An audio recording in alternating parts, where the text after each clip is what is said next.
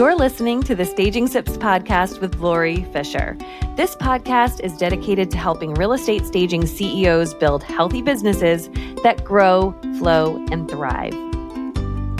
Hello, everybody. Welcome back to the podcast. I am so excited to be here today, and more so than most weeks. You know, I say that every week, but this week I am really excited because I have a guest / friend / one of my coaches, Stacey Rowan, with us today of Custom Built Life. And we are going to be talking all about why all business advice isn't equal, and through the lens of something called human design. And human design is something that I discovered several years ago and started kind of diving into. It's almost like the ultimate personality test, I thought anyway. And I know Stacey will describe it even deeper than that. But I really found it very fascinating and learned about Stacey and the work that she was doing in terms of helping business owners tap into and apply human design concepts and understand our human design and how it plays out in our businesses. And I wanted to coach with her on it for two reasons. And I always tell her this in full transparency. I wanted to see, one, if it was BS and I could stop wasting my time learning it. And two, if it actually was legit and a thing, what could I do to do maximize my business? And so I learned that it was the second one. I could maximize my business because it really is legit. And the podcast actually really arose, and the urge and the need to do it and the want and desire to do it really came from the work that I was doing with Stacey. So all of that said, hello, Stacey. Well, I'm so happy to be here. You know very well, this is my favorite topic, of any topics to discuss. So, I'm really excited to share with your audience and, just talk all things human design. Perfect. So today what we're going to do is we're going to get a little background on human design, but for all those of us in our staging businesses, how we can use it and start delving into it and applying it to our own businesses. So to start us off, Stacey, can you just tell us about a bit more about human design and its evolution and your path to it? So I actually loved your description. It was the best personality typing system there is, because it could be compared to a Myers-Briggs or a StrengthsFinder or an Enneagram. It's in that class of systems, at least in terms of how it's used, right? And it is a system of self-awareness so that we can understand ourselves and how we're supposed to interact in the world. And the great thing about human design and business is that it really tells us how the other people are experiencing us.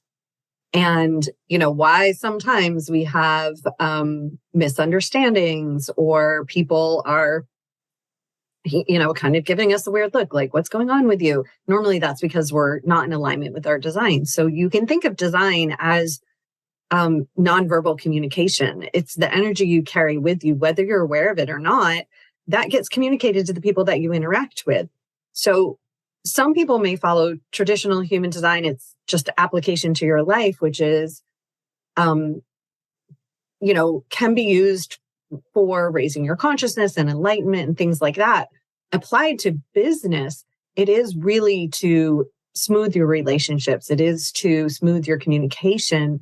And it is to be able to show up and work in the easiest way with other people, because most people, even if they're a solopreneur, you're working with someone, you're working with clients, maybe you're working with contractors. So when we learn about our human design and apply it in our business, everything seems to just run a little smoother. Mm-hmm. Well, I'm going to say, and I will just tell your audience right now, I'm going to say that's one of the things I love about human design. And I will probably use that phrase 50 times in our time together, because there's so many things I love about it. So I try to break myself of that habit, but I haven't been successful yet. All good. No, I know. And it's so fascinating. And as you were talking, it was really making me think about the work that you and I have been doing is really about the marketing of my business more than anything else. But I had just done a podcast, episode 19, about how to love up on your team. And it was all about team. and how you can use the love languages to understand your team and how to reward them and love up on them. But we could also, I mean, this is so helpful with client interfaces. As stagers, we're going into client situations all the time. We're dealing with realtors. We're dealing with a lot of personalities. So that idea of energy and nonverbal communication, why you just click with some people better, I think is super powerful to understand, or how to get how to get yourself in alignment in relationship to somebody else, because that's, another huge part of it. So I guess my one quick question is, because we talk about that it is the ultimate personality test, I think it would be important for people to know where they can actually find out what their human design chart is. Like, what's that look like? And then once they have their chart, I know when I first did that, I looked at it and I was like, I have no idea what the hell any of this means. So maybe we can break down some of the components of what they might find if they do that. So there's a lot of places online where you can print a free chart. Because again, I'm focused on career and business, I am, doing my certifications and all through the BG5, stands for Base Group 5, BG5 Institute. So bg5institute.com. And you will see there's a tab that says reports, I believe is what it says. And you can print a free chart or a free short report. It will cost you nothing. When you go to do that, you need to know your birth time. Human design is based in part on astrology. So having your accurate birth time is important. Not everybody has their birth time. If you don't have it on your legal birth certificate, sometimes it can be found in a baby book or on a hospital birth certificate. Like if the hospital gave your parents a little certificate when you left the hospital, sometimes you can ask a relative. There tends to be in a lot of families, one relative who just remembers everything.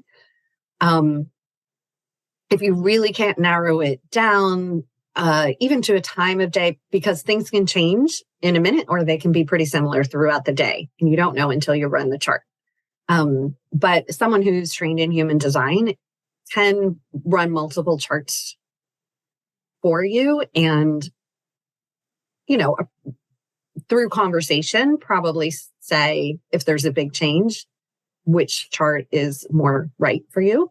And there are ways to do it if you can approach it that way, but we won't go into that now. But just know that when you go to that free site, you will need your birth date, birth time, and birth location. And then you just put that in, free chart pops out.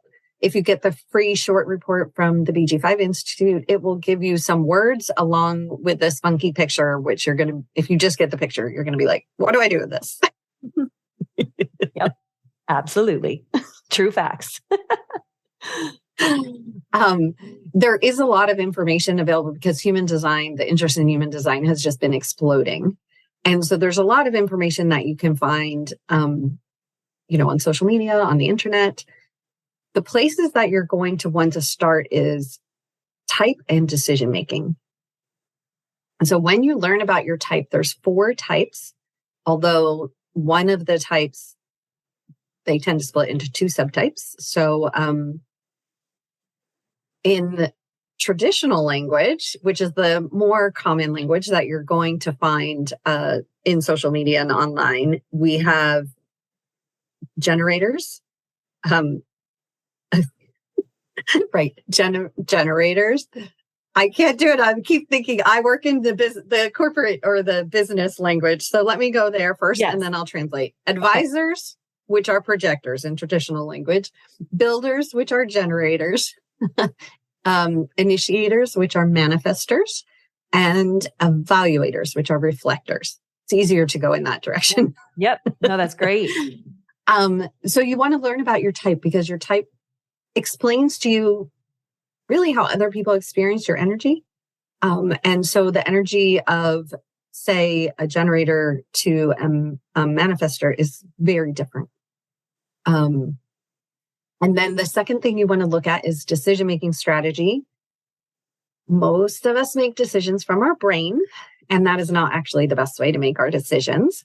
So you're going to have a little statement that talks to you about your decision-making strategy. And it might say, follow the gut, or it might say wait for emotional clarity and follow the gut, or it might say wait for recognition and invitation and then talk it through. So there's going to be a little phrase that's going to tell you a little bit about your decision-making strategy.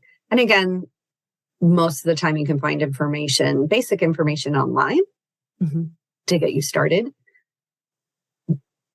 The wonderful thing with human design is there are many, many, many, many layers. It is the most precise and deepest typing system I've ever come across. So the amount of information you can find out about yourself is amazing. Yes. And it all kind of stacks on each other to come back to type and decision making.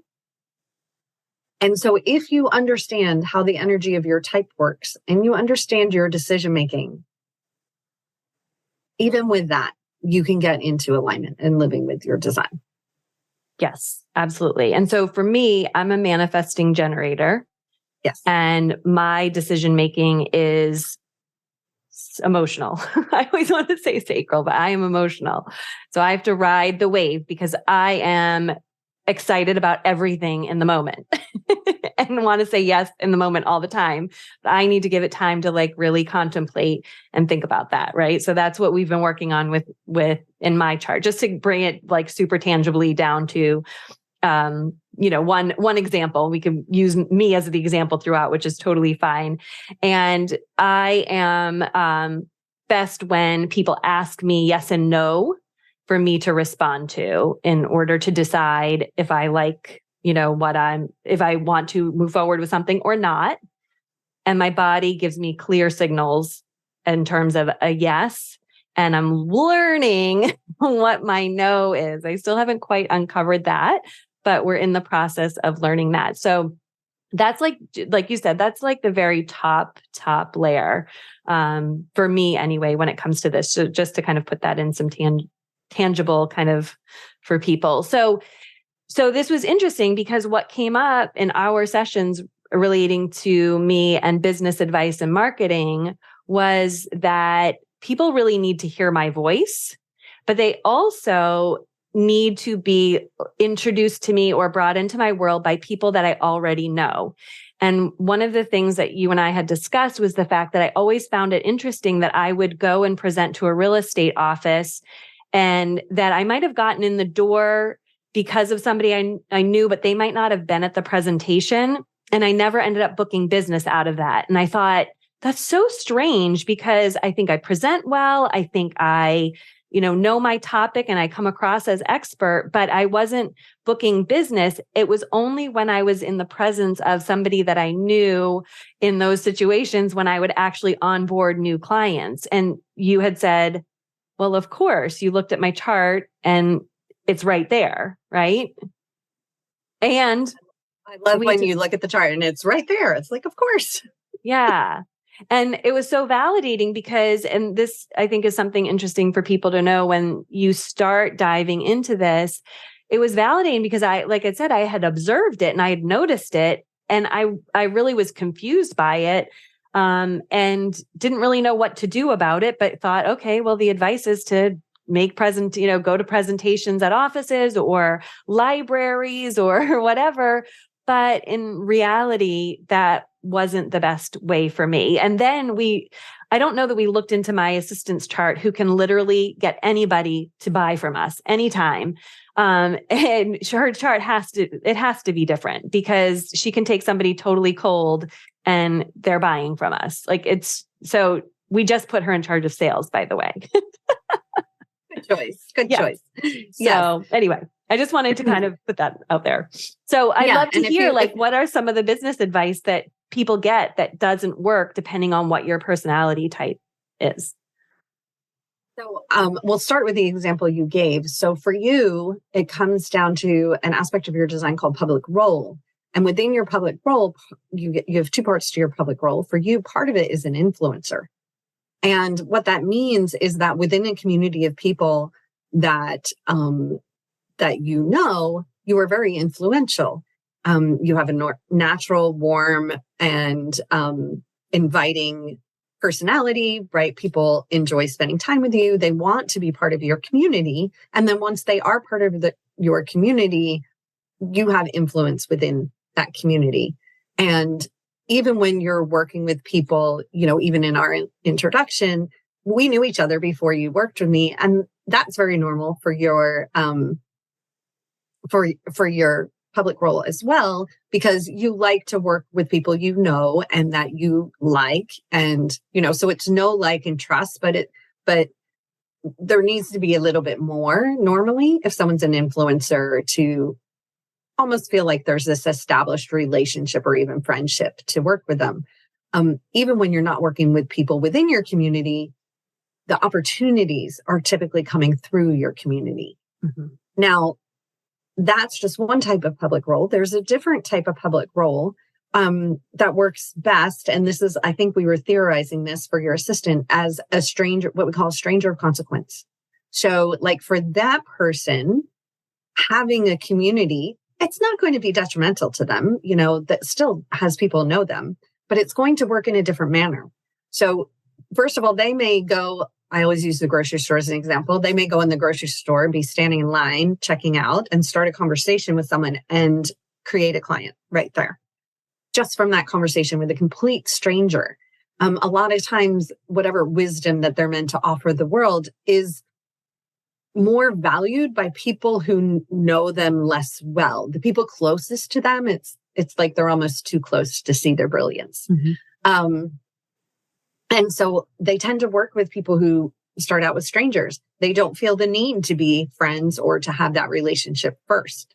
So how their community is going to work for that type of public role, which is called a messenger, is that they may get referrals from their community, but then not really know the person, so it's like maybe a client worked with them and then told someone else, oh, you need to work with them. Now the second person is more of a stranger. Mm-hmm. So you can imagine, there's a lot of advice about networking and building communities and being known in the communities and all these things. But the actual nuanced way that you're going to do that, or the way your community is best going to serve you, is going to be really different if you're an influencer or you're a messenger. For you, you said going into these real estate offices where you didn't know anyone, it's like you were confused, but it didn't seem to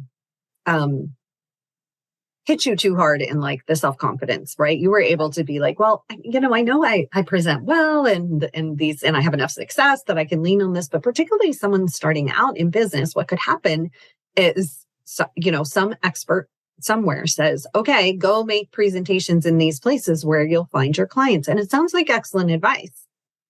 But if they're going into places cold and they're an influencer and none of those people are buying, what can happen is that person who's new in business might think like, oh my gosh, there's something wrong with me. I'm doing this wrong. Or I just must not be cut out to have a business. And they may quit and give up. And in reality, it's just that they're not working in alignment with who they naturally are. They're letting someone else be the expert over them. And a lot of times it's like they'll have some sense in them, in their body of like, just really resistant. I don't want to do this. And that can show up if our mindset is off, but it can also be an indication of, oh, I'm not in alignment with my design. Mm-hmm. But most of us have been trained to listen to experts and not to listen to ourselves. So that's what we do. Yeah. And what happens is you end up, had you not figured this out, had you not had this information, you might have just been doubling down on, okay, well, I don't get many clients from this route, so I'm going to do twice as many or 3 times as many. And then you end up expending all of this energy in a way that isn't natural for you. And it can really exhaust you and wear you out.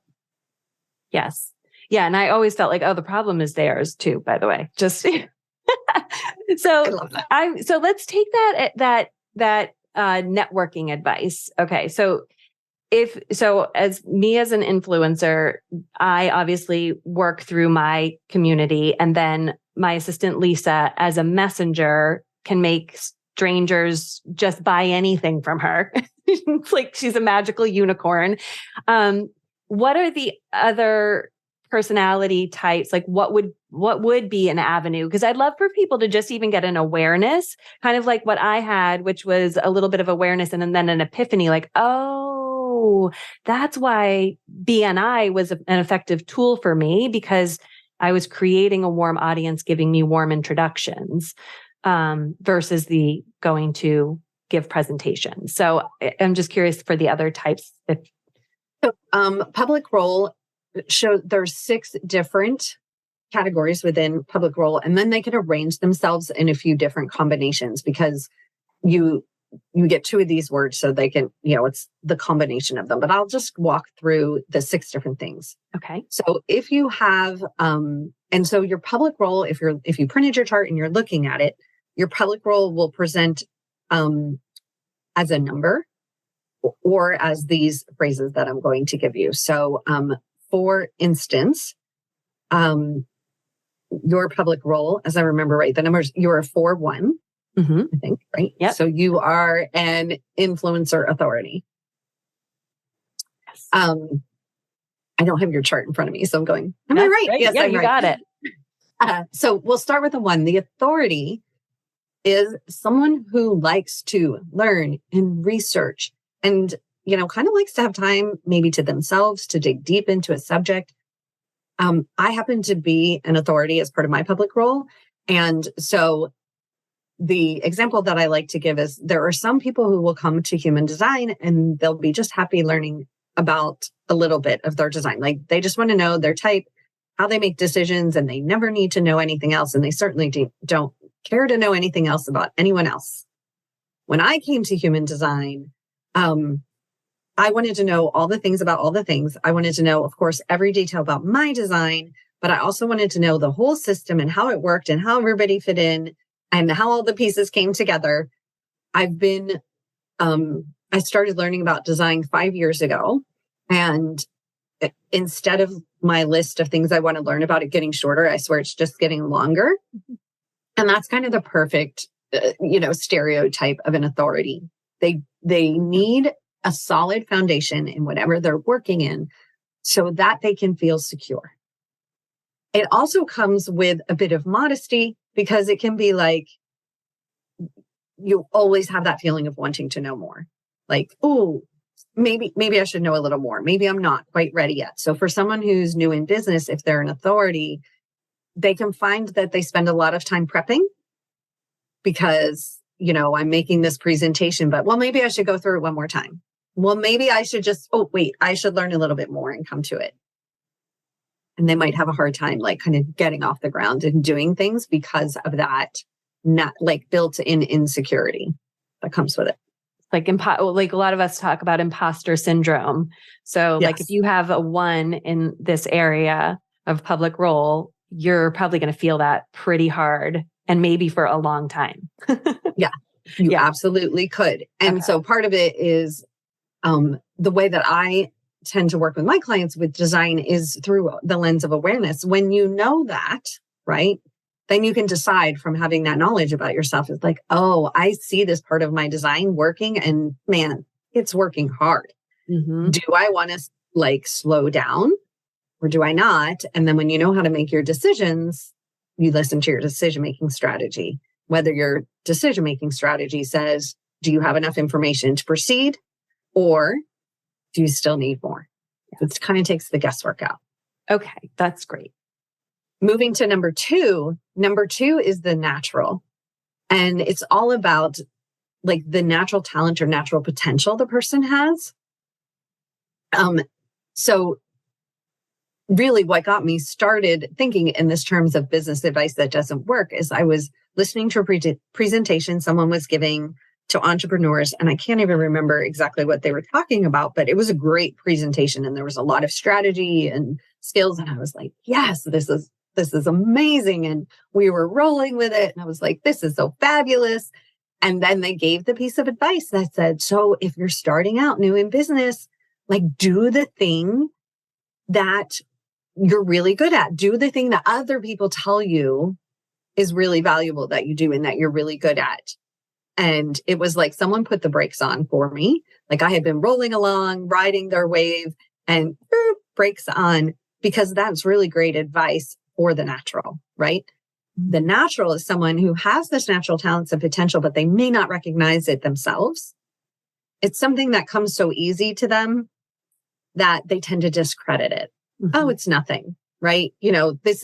Imagine someone who can throw the most magnificent parties and, you're so thankful when you get invited and you're like, thank you so much. This is fabulous. You throw the best parties. And they're like, oh, it's nothing. And they're not just putting on airs. They actually mean like, oh no, like it's so simple. And you're like, you should be a party planner. And they're like, no, anybody can do this. No. Yeah. That person's probably a natural. So, and I'm curious about, like, as you're talking about that, one of the things that sometimes in our industry, people tend to undervalue how impactful and important what we do as stagers is. Like we undercharge, and often we hear because it just seems so easy, right? Like, so they're not really charging what it's actually worth. So I wonder how many of those people who have that kind of approach are a natural, a number two in their line. That's kind of interesting. You could imagine that maybe people get into staging, like, because they just have a love of like, design and their home is always beautiful and well put together. And then a friend is like, oh, you should do this. And, like, they're like, well, I don't know, so it's like they start with the staging because it's like they're undervaluing them. And so rather than maybe stepping into like interior design or something, they might be like, oh, I'll step into this. It feels, less intimidating or something. So it could be, like I could see that being one path of entry into the industry. And those people could very much be naturals. They could come other ways too, but yes. Now, the reason that I hit the brakes with the naturals is because the next type, the number 3, is a pioneer. Pioneer is cutting edge, loves new things, learns by trial and error. So they have some things that work out and some things that don't. And depending on what other number they kind of match up with, they can have more error depending on, what their other part of their public role is. So here I'm hearing this like, oh, just do what you love, do what comes easy to you. And I'm like, oh, but the pioneers who are learning from trial and error, it may never feel easy because they're designed to learn by trying something out, knowing that sometimes it will work and sometimes it won't. That's going to be part of their life forever. If they're just looking for the easy thing, they may be like, well, nothing's easy. I have no natural talents. Right. So with our pioneers, I have another friend in human design, and she says, it's not about winning and losing. It's about winning and learning. Mm-hmm. The failures are so you learn. Yes. Right. Like you just have to learn by it either works or it doesn't. And there has to be a lot of grace in that for yourself. Mm-hmm. And the mindset to go along with it. So if a pioneer was raised by a perfectionist, there's going to be some mindset work that needs to happen there. Yeah. The 4 is the influencer, which we already talked about. That's the person who is great in communities, very influential in communities, normally has all the friends. And sometimes they can be great at building communities. Sometimes they may not build the community themselves, but they may just be active in communities that other people have brought together, depending on some other things happening in their design. The 5 is the messenger. That's the stranger of consequence. That is really the problem solver. The messenger is meant to step in, fix problems, and step out. And most people are going to look at them and expect them to be able to solve their problem. The thing that someone who has a public role of messenger needs to understand is that just because someone else assumes that you can fix the problem, they're not always right. And so you need to listen to the decision-making strategy to say, is this the problem I'm meant to fix? Because if you say you can fix it and then you cannot and you failed them, that person may very well go out and trash your reputation. So you have to watch and you have to understand that what everybody sees in you is not necessarily truth. Interesting. Okay. Wow. That's fascinating. And then the last one, the 6, is the leader or the role model. Now, I don't want people to think if they're a 3-1, they can't be a leader.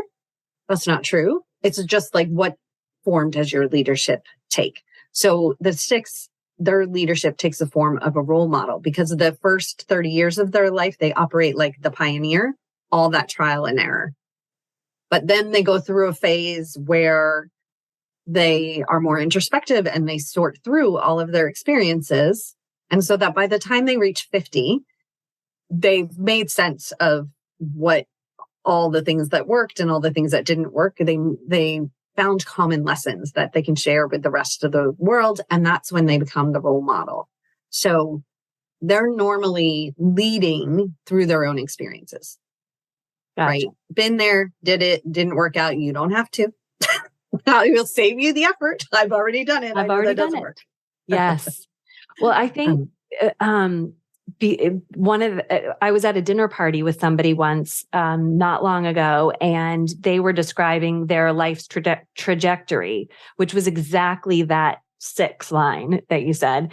And so I said, would you mind if we did this thing? It's called human design. I am so curious, because you are like textbook for this 6, where you trialed and errored. And then she was telling me how she did, catering, and she did set design, and she was an art student. She painted murals for a period of time. And then she was on mission work, and she did all this stuff in like her early 20s and 30s. And then she is now in her 50s, and she's teaching at a community college that is like this multimedia kind of program. And she's like, it just takes everything that I had learned and all these weird, random, disparate experiences. And she's like, it's a combination of all of them. And she's like, it's my most joy I've had in my career ever in my life.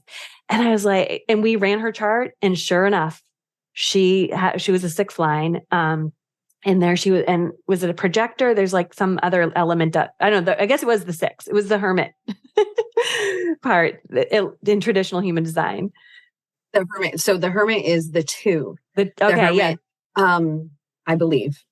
Yeah, the 2-6. That's what she was. So she was a natural. So she was like probably a natural at all these things, and like maybe she didn't even value them until other people were like, "Oh my gosh, you really have to pay attention. This is so valuable." And then she brought it all together through her fascinating. Yeah. So anyway, that's just a little anecdote on like when you start learning some of this stuff, how you can begin to like go, it is endlessly entertaining to interact with people and to try to guess what their design is from how they, the experiences they've had, the things they, talk about, how they interact with people. And what I find for most people so when I start with people, it's always about learning your own design first, right? So we work together and we're really focusing on you getting to know you. And then you can go on and be like, well, how do I best work with my team? And how do I, dive deeper into how to work in my business? But it starts with you knowing you. When you have that deep understanding and self-awareness, and it tends to lead to acceptance, because things come up that you've been fighting against your whole life.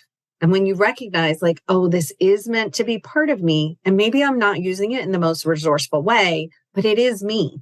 And I've been trying to change this. It's not going to change, right? You find the acceptance for it. Or things you've secretly hoped are you, but you've kind of been hiding away because maybe you were just thinking a little too highly of yourself. And then you're like, oh my gosh, no, that is actually in my design. And you bring that forward. Almost all of my clients, it's like I can see it happening, as we get later on in our progression, this relaxation, because they're releasing judgment on themselves. Yeah. They're not bashing themselves. They're not like blaming themselves if something isn't working. They're first seeking to understand through design, well, why isn't this working? Rather than, I must be an utter abject failure. So they have that self-trust and release the self-judgment. And then they're able to show up for other people. And instead of being like, I don't like how this person is, they're thinking, oh, I wonder what their design is. Mm-hmm. What makes them this way? Yeah. Why are they this way? Like there are people when we talk about different themes that show up in our design, there can be the theme of being really close and, really loyal to your immediate community, like your family and your friends, right? And there can be people that have a lot of that theme in their design. And then there are people who can have a lot of the theme of independence and individualism. And so someone who is all about the family might view the individual as like, what is wrong with them? They never want to connect. They are always off by themselves. They don't think of other people. But when you go through design, it's like, oh, I wonder if they have a lot of individual themes in their design. Yeah. It's like we can offer more grace and suspend the judgment. Yeah. Yeah. And I think as we think about, applying it to business too, like you and I have talked about that I have like a lot in both of those areas of, community as well as individualism. And one of the things that we had talked about was how my team will tell me, and especially my senior stager, Lisa, will say, you need to come up for air and say hello to us. Like you've got to connect with us as a team, because there are times where I will just hermit in, especially if we're thinking about new ways to do things or we're thinking about new services to come to fruition. Like I love to sit and like ruminate and think and tinker and create the system and create the scaffold, because I'm a one and I want to research it and make sure we've got the right structure and foundation. And I'm leaning into that individualism. And then it's so helpful. And she and I have talked about that. I'm like, that is important for me, for you to tap me on the shoulder, because I can be doing a deep dive and forgetting, oh, hey, I have a team. They would like to talk to me once in a while. Every once in a while. Yeah, exactly. Yeah. So it's been so fascinating. And what I love about how you and I have worked together is that you also are a certified life coach. Mm-hmm. So what we're doing is what you had said was we're looking at our design, but then there's all kinds of patterns and behaviors that we have learned that are incongruous with our design. We were talking recently about relationships and me inserting myself in the equations of other relationships. And I loved that, because it was like, no, I'm not supposed to be in there. That's their equation. Let them deal with it. And it's not an alignment for me to be there. And we did a lot of we were doing mindset work about all of that. So I love that you take both of those and you're merging those together, because, as you said, like it's, and I say that like our knowledge, beliefs, and actions create our results. And I think human design and the way you work with us hits every single one of those areas. And it's such a deeper level of understanding and awareness of ourselves, first of all. So I think, anybody who's considering diving into human design deeper, but is also wanting the mindset coaching work layered in, perfect. Amazing. Well, thank you. And, for me, I started out with the life coaching. So I started out with all the mindset work and everything. And then human design came in later when I found it. And it's funny because I'm also a one. So I started out coaching and my clients were very satisfied, but I felt like something was missing. And I was like, I'm looking for a foundation or a scaffolding, something that can influence my coaching. And when I found human design, I knew that that's what I had been looking for and waiting for. My clients didn't feel I needed it, but it felt important to me. And there are a lot of people out there and based on their design, it can be correct for them, but there's a lot of people out there who offer like a human design reading and you just spend a couple hours with them, or maybe they do a couple sessions, 2 or 3 sessions, and, they'll give you all the information. For me, I feel, because of having the background in the coaching, I know how hard it is to change our behaviors, right? To change our habits, even our habits of thinking. Yeah. And again, the example I gave earlier, if you were raised by parents who valued perfectionism and who taught you that mistakes are wrong, and you're actually a pioneer who's meant to make mistakes regularly in life, just having that information that you're a pioneer, you're not going to be able to be like, okay, now I can make mistakes, right? Yes. You're going to slide back into your patterns that you've been running with for 30 or 40 or 50 years. And so the coaching and the meeting every week to discuss that, it has someone else who's outside of the picture looking at your brain. It's always harder to look at our own brain. Someone outside the picture that is like, did you fall back into these habits here?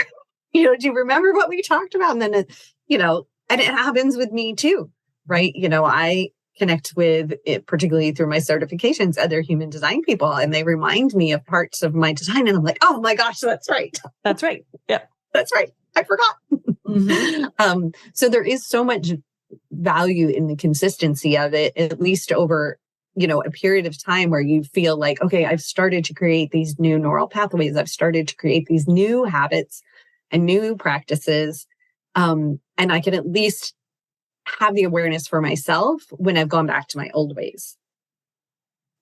Yes, absolutely. And so that brings up for me, tell me a little bit more about the container that you offer to students, as of the time of this recording, because of course, as we grow and change, obviously some things could change, but at the time of this recording in 2023, early 2023, how can people work with you? How can they find you? What does it look like? So I'm working with people one-on-one, and I am doing a deep dive into their design. So we're, doing it with the client and me. We meet every week. I meet over 12 sessions, and that gives us that time to establish those new habits and patterns and to really develop the deep understanding. It also gives me time to dive deeper. So if I see a pattern of theirs showing up, going into the design to say, where is this coming from? And to some of those deeper levels of the design, sometimes I have to go searching for it. But when I find it and can bring it back to the client, it's always very impactful. Be like, oh, I get why this is happening now. Mm-hmm. Making it easier to shift or use it more resourcefully. So one-on-one over 12 sessions, always starting with getting to know you and your own independent design first. Some people choose to do another set of 12 sessions where we can dive deeper into how does my design influence how I'm meant to show up in business? How does my design impact my relationships? So, you could bring your best friend's chart or your spouse's chart, and we can do what's called a combination chart and say, oh, this is what the relationship looks like. This is where the challenge will likely come up. This is where you're really compatible. Or we can take a look at teams, whether it's, I actually, at this point, I only work with people who have a small team, so fewer than 10, because the energetics is different when you get with a large team. But once you have that basis of knowing yourself, there's so many different things that we can cover. Some people only ever do the 12 and they're like, okay, I know me and that's good enough, right? With their design. And then other people are like, no, let's keep going. There's so much more to learn. And I love that I work with both kinds of people. That's great. And I know you have an open house coming up soon. So I want to let people know about that. So tell us about that coming up March 28th, right? Tuesday evening, March 28th, 7 p.m. to 8:30 p.m. Eastern time, because I'm in the Eastern time zone of the US. And it's just an open house. It's really casual. It started as something actually my clients asked for because they wanted to meet other people who were learning design, because most of them, they're the only one they know in their life who's doing design. Although most of my clients are trying to talk their friends or family into starting with it.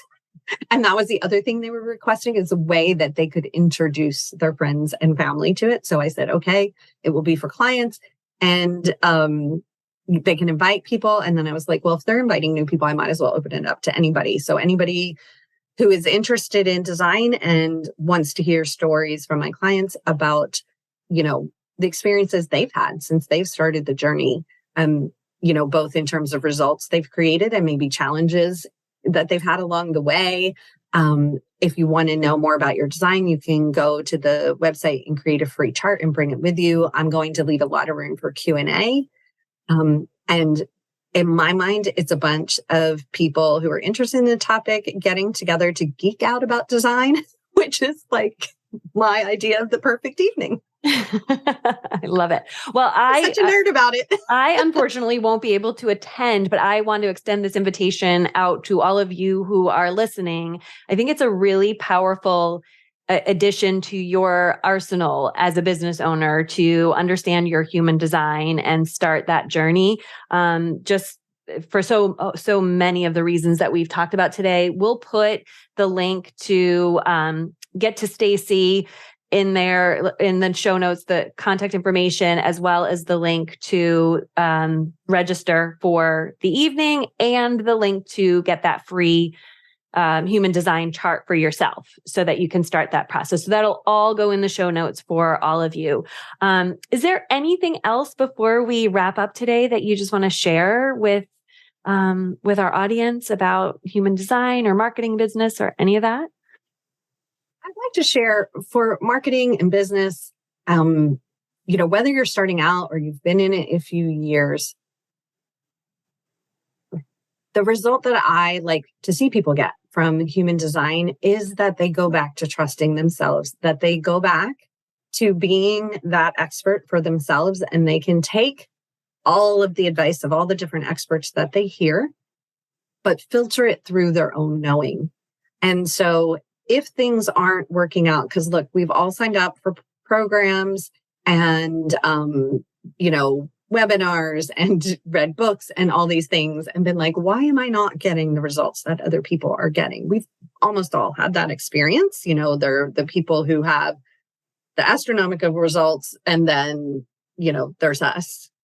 And it's so easy to blame yourself in that situation, to think that you're doing it wrong, to become the disciplinarian with yourself and just bully yourself into trying harder. Mm-hmm.